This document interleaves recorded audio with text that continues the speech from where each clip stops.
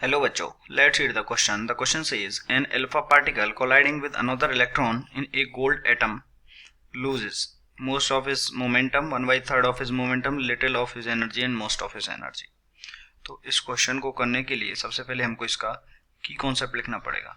Okay, and जो ये question है, इस क्वेश्चन के लिए की कॉन्सेप्ट है मोमेंटम कंजर्वेशन. मोमेंटम कंजर्वेशन इस क्वेश्चन का की कॉन्सेप्ट है. सो देखिए, इस क्वेश्चन में हमको क्या करना पड़ेगा कि देखिए, सबसे पहले अगर हम मान लेते हैं ये कोई अल्फा पार्टिकल है. ओके, ये कोई एक अल्फा पार्टिकल है जो कि मान लीजिए शुरू में v वेलोसिटी से जा रहा था, तो इसका जो चार्ज होगा वो क्या होगा, 2 times of charge of electron. Okay, और इसका जो मास होगा वो क्या होगा, 4 times of mass of proton. ये अल्फा पार्टिकल था, ये एक जो इलेक्ट्रॉन है उसके साथ कोलाइड होता है, जो कि शुरुआत में इनिशियली रेस्ट में है. इसका मास मान लेते हैं m. इसका जो मास है वो क्या होगा, मास ऑफ इलेक्ट्रॉन, और जिसका जो चार्ज है वो क्या होगा, चार्ज ऑफ इलेक्ट्रॉन. उसके बाद में जो ये अल्फा पार्टिकल है ये v0 वेलोसिटी से चलने लग जाता है, एंड जो हमारा इलेक्ट्रॉन है ये हमारा v0 डैश से चलना स्टार्ट हो जाता है. तो वी नो दैट कि जो मास ऑफ प्रोटॉन है वो क्या होता है, मास ऑफ इलेक्ट्रॉन से ज़्यादा होता है. ओके, इसमें 10⁻³ आता है इलेक्ट्रॉन, और मास ऑफ जो अल्फा पार्टिकल है वो भी मास ऑफ इलेक्ट्रॉन से बहुत ज़्यादा होता है. ओके, तो अगर हम इसमें कॉलिजन में एक डायरेक्शन में अगर मोमेंटम कंजर्वेशन लगाएंगे तो मोमेंटम कंजर्वेशन क्या होता है, m इंटू वी कॉन्स्टेंट रहता है. तो इनिशियली देखेंगे m यानी कितना था, 4 into mass of alpha particle कितना, 4 इंटू मास ऑफ प्रोटॉन. तो m इंटू इसका वेलोसिटी कितना है v.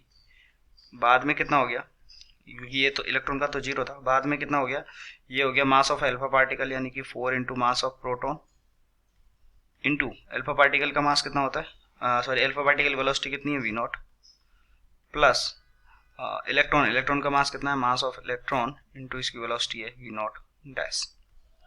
ओके, तो यहाँ से हमारे पास कितना आ जाएगा, ये आ गया मास ऑफ जो है.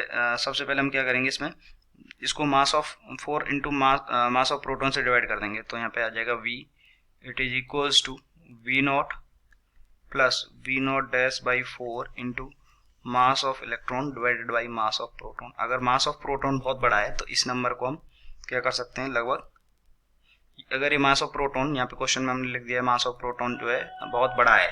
ओके, बहुत बड़ा है यानी कि ये नंबर क्या होगा, लगभग नेगलेक्ट हो जाएगा. तो v0 इज लगभग equal to v equals to ये v0 के अप्रोक्सीमेटली इक्वल है.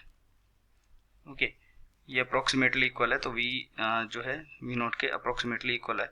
तो यहाँ से हम इसका काइनेटिक एनर्जी निकाल सकते हैं.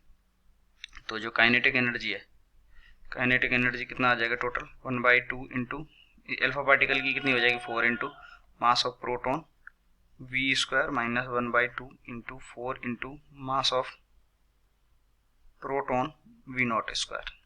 शुरू में इतना था इसका वेलोसिटी, बाद में इतना हो गया अल्फा पार्टिकल.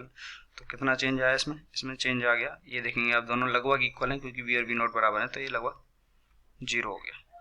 तो जो एनर्जी में जो चेंज था वो कितना है, लगभग 0 हो गया. यानी कि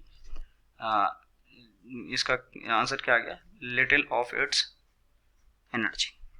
इसमें कोई बहुत लगभग छोटा सा, मतलब लगभग 0 के बराबर है, बहुत कम अंतर आया. तो लिटिल ऑफ इट्स एनर्जी यानी option number C is correct.